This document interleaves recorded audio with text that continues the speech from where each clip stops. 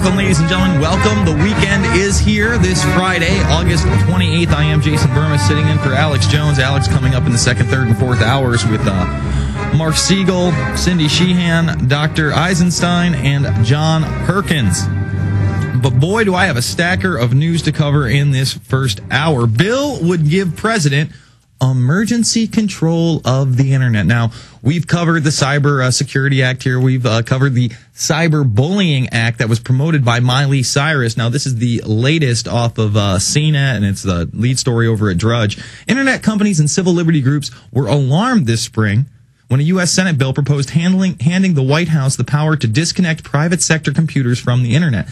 Now, this is probably the Cyber Security Act that they're talking about. It's weird because they don't really mention the bill in this. I guess they want people to know that it's happening. They don't want people to look at the nightmarish legislation being proposed by Senator Jay Rockefeller.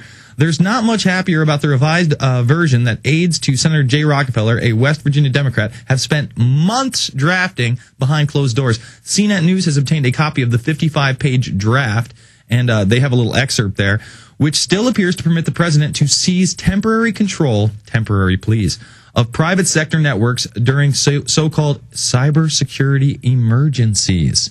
Now, what is a cybersecurity emergency? Perhaps it's an image of the president that goes viral that depicts him in a manner that is not flattering. And even MSNBC wrote up an article. It just got up there. Hey, Flickr, why so censorious? The Jokerized image of President Barack Obama sat unmolested on Flickr for about 2 months before it was removed by the staff at a photo-sharing website. A couple thousand users viewed the image. Obama's Time magazine cover superimposed with the iconic Joker look from The Dark Knight, and many of them commented on it. Sometimes it got heated. Then the co-opted image was co-opted again. The Time cover replaced with a single word, socialism, and anti-Obama posters that started popping up in Los Angeles. Suddenly, the original Jokerized Time cover was gone from Flickr. And so were the comments. People noticed.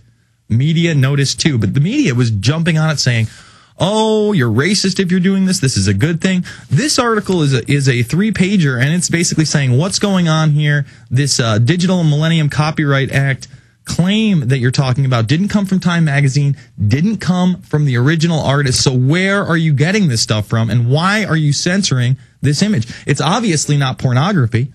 It's obviously in the bounds of free speech. It's not racist. Look, it's not racist to paint somebody up as a famous DC character and now a movie character. I mean, there wasn't a bigger film than The Dark Knight last year. Okay, so when you paint the president up as a villain, you're basically making social commentary that he ain't a good guy, that he's the bad guy, and the joke's on us.